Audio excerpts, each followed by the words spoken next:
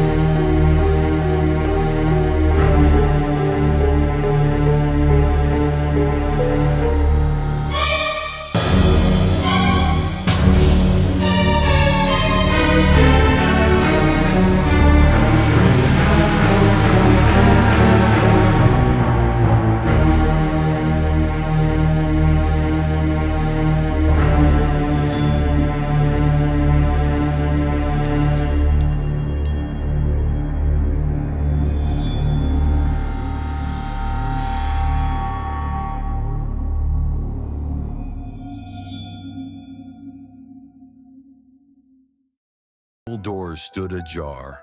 No one asked why. No one wanted to. Inside, the air was thick, not just with dust, but with something older, the smell of wood, velvet, and time. Their footsteps echoed too loudly, bouncing off walls lined with torn curtains and peeling murals. Every movement seemed louder than it should be, like the theater was listening. Camille flicked on her flashlight. "Let's find your whispering ghost," she joked, her voice low, almost mocking. Ravi laughed. Jonah rolled his eyes, but none of them laughed long. Because the further they walked, the colder the air became. Not with chill, but with pressure. The kind that settles in your chest, quiet and heavy, like something waiting just beyond the reach of light. They hadn't even reached row H when they noticed it. The hum. faint, almost electric, as though a sound was trying to form just beneath hearing. They looked at each other, uncertain. But it was only the beginning. The deeper they went, the quieter it got.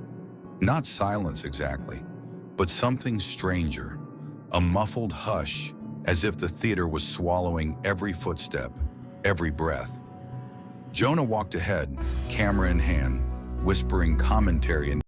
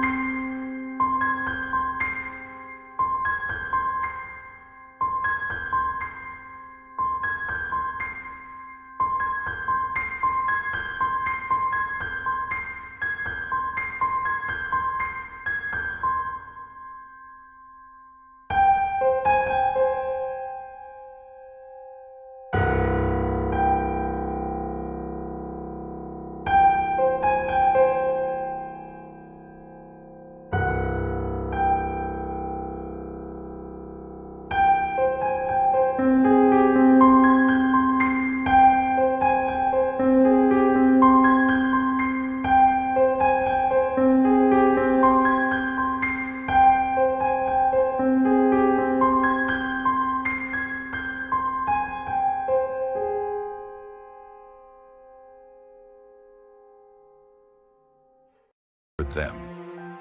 Jonah slowly raised the camera again. The lens focused on the open door. "Let's check it out," he said, voice quieter now. He didn't mean to sound unsure, but the way the whisper had moved, it hadn't echoed, it had responded. They stepped closer. The dust on the floor was untouched. No footprints, no rat droppings, not even cobwebs. As Camille reached for the door, her flashlight flickered once, then steadied. Something inside breathed again, soft like someone.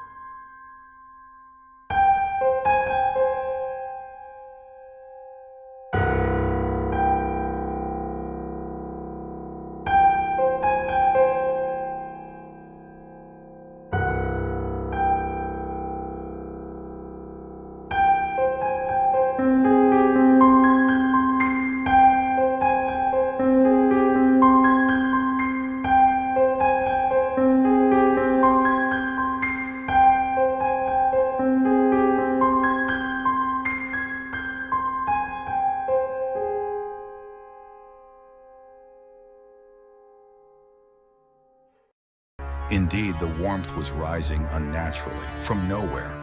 It felt like being backstage during a summer matinee. The heat of lights, but with no source. Sweat beaded on Jonah's forehead. Then, just as quickly, cold. A sharp, biting chill swept past them like a wind from a deep freezer. They all flinched, their breaths plumed in the air. "Okay, what was that?" Jonah said, clutching his hoodie tighter. Then Ravi stopped. His shoulders stiffened. A look of alarm passed over his face. "Did one of you just say something?" "No," Camille said. Why? Ravi didn't answer. He just stared down the corridor. It was right by my ear, he said quietly.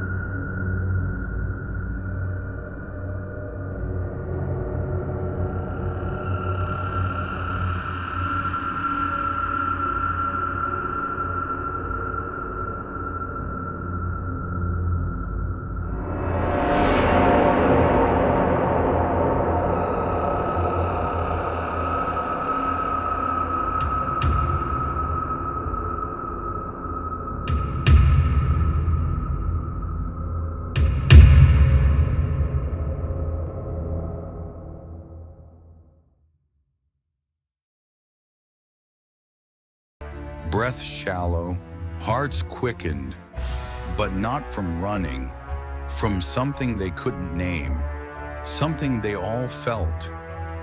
Jonah pulled out his phone, hands trembling. "We've only been inside for, 10 minutes, right?" he said, trying to laugh, trying to be rational. But the screen glowed with a different truth. 2:41 a.m. They had entered just before 11 p.m. They stared at each other, confused. No one remembered falling asleep. No one remembered silence stretching that long. Camille muttered, "It's wrong. Something's wrong with the clocks." Ravi tried his phone. It refused to unlock, screen frozen in static. The battery percentage danced up and down. Jonah's camera roll showed files that hadn't been recorded. Blurry shapes like smears of breath pressed to glass. And then the sound returned. A low creak, like a footstep far away, or close behind the wall. No one had spoken in the last minute, but every one of them felt it. They were no longer just exploring the theater. They were being listened to, watched. They tried to retrace their steps, but the hallway no longer obeyed. Where there had been one path, now there were three. Where there was once a door, now only a mirror with no reflection. The air felt folded, like pages of a book turned wrong. And with each step they took, a whisper followed. Soft, wet, and breathless. Jonah froze. He turned slowly, flashlight trembling. "Who's there?" he called. The whisper stopped. Then, a voice answered. But it wasn't Camille. It wasn't Ravi. It was his own voice. Exactly his voice from just seconds ago. "I'm here," it said right behind him. Jonah stumbled back. Ravi grabbed his arm. Camille stared ahead, eyes wide. "That wasn't you," she whispered, but no one else replied. The hallway was listening again. They emerged, or thought they did, back where they started. The main theater loomed before them, unchanged, yet colder, heavier. Jonah took the lead. Camille and Ravi followed, each step echoing louder than the last. Then they saw her. A girl sat alone in the front row, directly beneath the spotlight. Her skin pale, hair scorched at the ends. Her uniform, an old usher's dress, burnt along the sleeves, frayed where a name tag once was. She didn't look at them. She simply clapped. Once, twice. Then, the stage curtains began to rise, slow, silent. Behind them, nothing, just emptiness. And yet, the sound of clapping grew. From empty seats, from unseen hands, echoing like waves in a cave. Camille whispered, "There's no one there." But the applause disagreed. It filled the room. And suddenly, it wasn't clapping anymore. It was something else. Something wet, hollow, like hands no longer made of flesh. They didn't look back. They didn't shout his name. There wasn't time. Just the sound of boots on warped wood. The groan of the building exhaling one final breath. Camille burst through the doors first, light burning her eyes like it hadn't existed in days. Jonah stumbled after her, clutching his camera like a lifeline. The sun had risen. The Belgrave stood quiet again. But Ravi, he never followed. Inside the footage later found, Ravi's voice lingers. No scream, no plea. Just a whisper, soft and wrong. Encore. The Belgrave Theater stands forgotten. A skeleton of velvet and ash, boarded and condemned. No lights shine through its windows. No one buys tickets, and no one performs. But still, on some nights, when the wind slides just right through the alleys, people walking past pause. They swear they hear it. Soft applause muffled as if from behind heavy curtains. And a whisper, always the same, tender, cold, close. Take your seat, and if you listen too long, you just might.